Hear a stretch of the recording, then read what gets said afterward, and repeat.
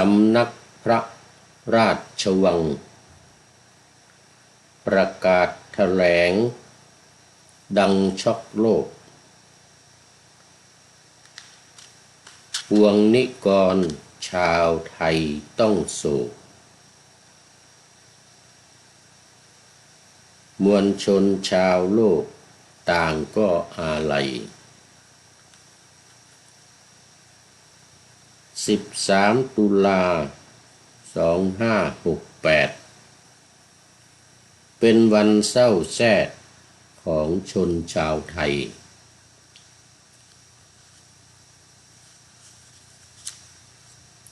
พระพันปีหลวงแม่เราจากไป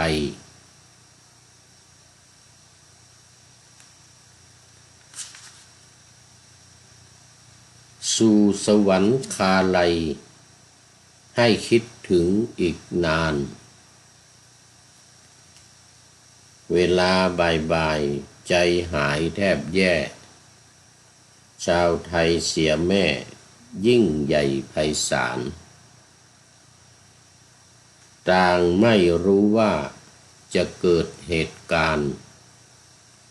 โอ้โอสวรรค์ช่างไม่เมตตา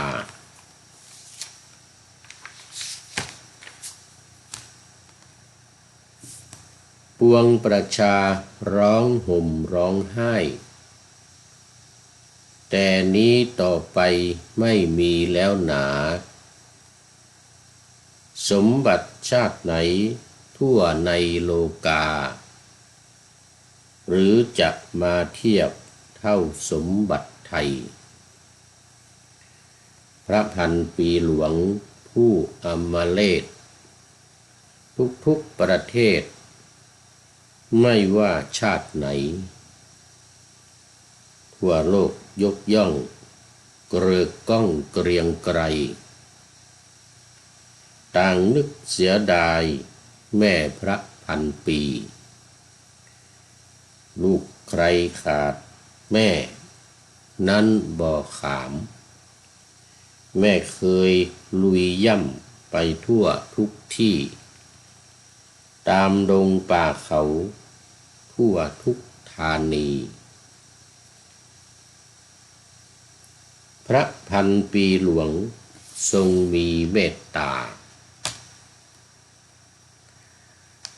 ท่านทรงโครงการศิลปาชีพทรงเป็นประทีปแก่ปวงประชาเหนื่อยยากเพียงไหนไม่ยอมเลิกลาขอปวงประชาอยู่ดีกินดีขอถวายความนอบน้อมแด่พระรัตนตรัยมีพระพุทธเจ้าเป็นต้นขอถวายความเคารพพระมหาเถระพระเถรานุเถระเจ้าคณะพระสังฆาธิการทั่วโลกมีพระเดชพระคุณพระธรรมเสนาบดีเจ้าคณะภาค7วัดพระธาตุดอยสุเทพเป็นต้นและขออำนวยพรในท่านผู้ฟังท่านผู้ชมสาธุชนพุทธบริษัททั้งหลายวันนี้รายการพระไตรปิฎกลอยฟ้าก็ลอยมาจากวัดภูศูนย์ปฏิบัติธรรมวัดพระธาตุดอยสุเทพบนเกาะไอกาน่าเมืองทานลินประเทศเอสโตเนียผ่านทางเฟซบุ๊กไลฟ์สวัยเทพบุญเหมือนเดิมและเป็นวันสุดท้ายในวันนี้เพราะว่าวันพรุ่งนี้หรือวันที่27คือวันที่รายการนี้ออกอากาศเพราะว่าตอนขณะที่บันทึกอยู่นี้ยังเป็นวันที่26เวลา4 ทุ่ม 48 นาทีแต่ที่เมืองไทยเป็นวันใหม่เป็นวันที่27แล้วเวลา3:48เป็นตอนเช้า3:48นะเนื่องจากว่าวันพรุ่งนี้หรือวันที่17วันออกวันที่รายการนี้ออกอากาศนี้ก็จะเดินทางกลับไปเมืองไทยกลับไปประเทศไทยเนี่ยตรงกับเวลาที่ออกอากาศนี้พอดีเลย8 นาฬิกาในวันพรุ่งนี้เช้า8 นาฬิกาก็จะต้องเดินทางไปท่าเรือไปข้ามเรือ9 นาฬิกา8 นาฬิกาต้องไปละไปท่าเรือคือมันต้องเดินไปเนื่องจากว่าวันพรุ่งนี้จะต้องไปกันหมด ไม่มีคนขับรถไปส่งเพราะว่าทุกคนต้องไปหมดวันพรุ่งนี้ก็มีทั้งพระ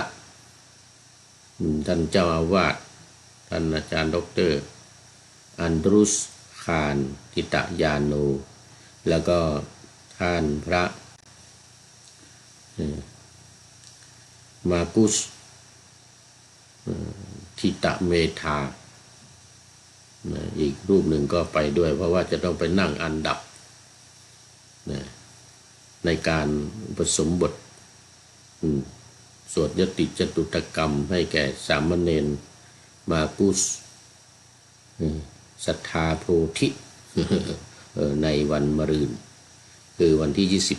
28จะต้องทำการอุปสมบทสามเณรมากุสนี่ให้เป็นพระภิกษุที่อุโบสถวัดพุทธารามฟินแลนด์ซึ่งมีพระเดชพระคุณหลวงพ่อพระครูศรียานวิเทศหลวงพ่อเจ้าอาวาสหลวงพ่อหัวหน้าสทย.เขต 3เป็นพระอุปัชฌาย์แล้วก็ผู้พูดนี้จะเป็นกรรมวาจาจารย์ท่านอาจารย์ดร.อันดรุสเจ้าอาวาสวัดโพนี้ก็จะเป็นอนุสาวนาจารย์ในการสวดยติจตุตกรรมอุปสมบทสามเณรให้เป็นพระภิกษุ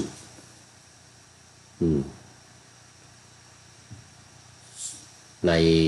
วันที่28ที่จะถึงนี้ซึ่งสามเณรก็ได้บรรพชาเมื่อปีที่แล้วบรรพชาเป็นสามเณรปีที่แล้วก่อนที่จะไปเยอรมันก่อนที่จะไปเยอรมันราวๆเดือ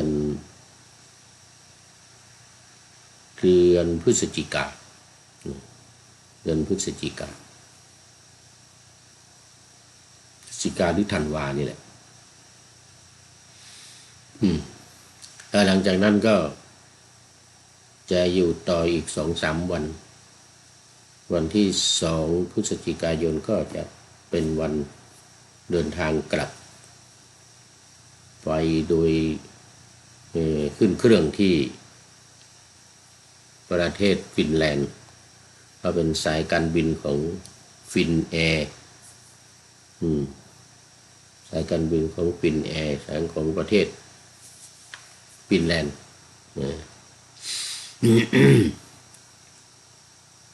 นี่ก็ถือว่าเป็นวันสุดท้ายแล้วก็ต้องไปรอทำวีซ่าอีก3 เดือนหลังจาก3 เดือนถึงจะทำได้ทำวีซ่าเสร็จแล้วก็กลับมาก็จะหมดหนาวพอดีในช่วงเดือนเมษาพฤษภาจะหมดหนาวพอดี หมดหนาวพอดีก็กลับมาเอาละตอนนี้FC ทั้งหลายก็น่าจะหลับกันไปหมดแล้ว ตอนนี้พูดให้ผีฟังก่อน พูดให้ผีฟังไปก่อนพอถึงเวลาออกอากาศทางวิทยุจึงจะมีคนฟังแต่ถ้าหากว่าคนที่จะเข้าชมทาง Facebook Live ก็ได้ในสถานที่ในถิ่นที่มันสว่างแล้วตอนนี้ ในประเทศในเขตที่มันสว่างแล้วตอนนี้อย่างเมืองไทยตอนนี้มันยังตี 3อยู่เกือบจะตี 4แล้วเกือบจะตี 4แล้วFC ตัวจริงพระเดชพระคุณหลวงพ่อสุทธิสงึมลำจากจังหวัดบุรีรัมย์ก็น่าจะยังไม่ตื่นน่าจะยังไม่ตื่นแต่ว่าทางนครศรีธรรมราชไม่แน่ธรรมชาติสัจธรรมอาจจะไปกรีดยางเสร็จเข้ามาก็ได้ช่วงตี 4ตี 5นี่นะช่วงตี 4ตี 5นี่มักจะเข้ามาแต่ว่าที่แน่ๆตอนนี้ก็ให้ผีฟังไปก่อน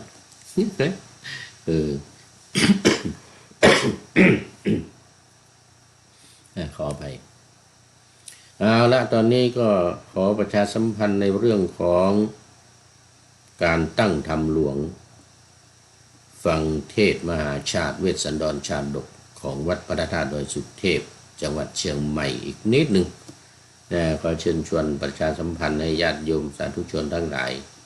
ไปร่วมกันฟังเทศ2 เวลานะมีเวลาตอนเย็นตอนหัวค่ำ1 ทุ่มถึง3 ทุ่ม2 ทุ่มครึ่ง3 ทุ่มตอนเย็นแล้วก็วันรุ่งขึ้นจะมีเวลา9 โมงเช้า9 นาฬิกาอีกทีหนึ่งกันเดียวกันอย่างวันนี้เป็นกันชูชกอย่างนี้นะแล้วรุ่งขึ้นอีกวันหนึ่งก็เทศซ้ำอีกทีหนึ่งนิมนต์พระองค์แสดงซ้ำอีกทีหนึ่งก็อาจจะย่อหน่อยเพราะว่ามีการแสดงของนักเรียนจากโรงเรียนต่างๆวันละ2 โรงเรียนด้วยตั้งแต่9 โมงถึงเที่ยงวัน9 โมงถึงเที่ยงวัน9 โมงก็พระเทศก่อนหลังจากนั้นก็เป็นการแสดงประกอบเรื่องมหาเวสสันดรชาดกในแต่ละกันไปอันนี้ก็ถือว่าการประชาสัมพันธ์ให้กับญาติโยมสาธุชนทั้งหลายได้มาร่วมกันเป็นเจ้าภาพแล้วก็สดับรับฟังพระธรรมเทศนา2 รอบคือรอบเช้ากับรอบกลางคืนตามอัธยาศัยเอาละตอนนี้ก็มาสู่เนื้อหาสาระของรายการพระไตรปิฎกลอยฟ้ากันเลยวันนี้เป็นสูตรสุดท้ายของอสังคตะสังยุตสังยุตแปลว่าเกี่ยวข้องกับชุมนุมใดชุมนุมหนึ่งอย่างนี้อย่างตอนนี้เขาเรียกว่าอสังคตะสังยุตก็แปลว่านิกายที่หมู่ที่ชุมนุมกันคืออสังคตะหรือเกี่ยวกับพระนิพพาน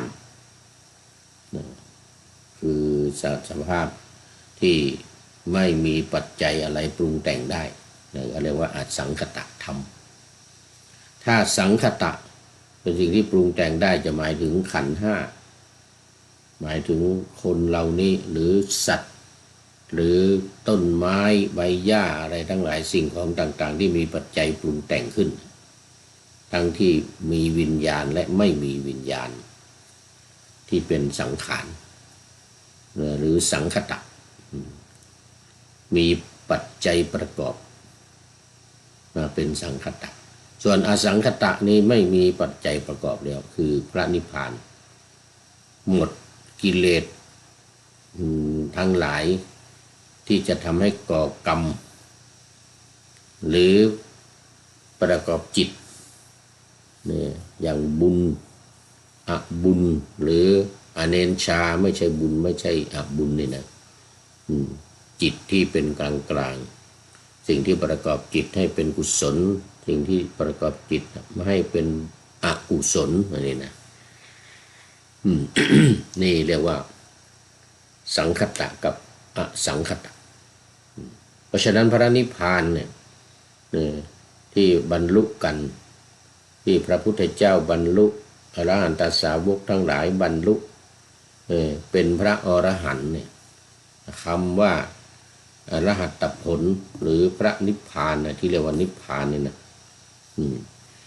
มีมรรคสี่ผลสี่รวมกันแล้วเนี่ยเป็นพระนิพพานเนี่ยเรียกว่าอสังคตธรรมเพราะฉะนั้นมีหนึ่งสังยุตในสลายตนะวรรคสังยุตตนิกายสุตตันตปิฎกเล่มที่18นี้มีอยู่ทั้งหมด10สูตรด้วยกันวันนี้เป็นสูตรสุดท้ายคือมัคคังคัตสูตรมัคคังคัตสูตรก็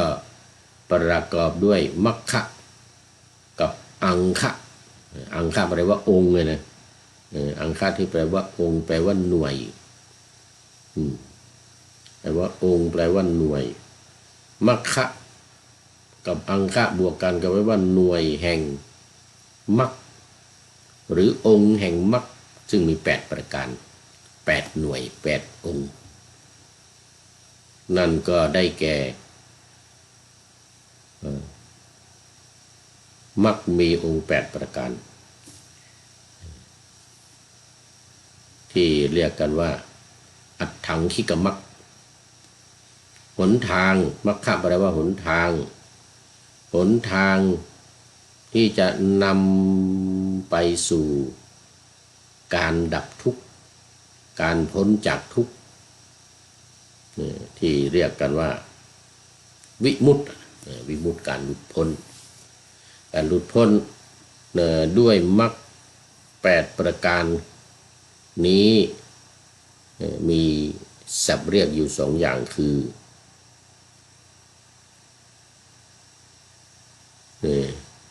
เจโตวิมุตติหลุดพ้น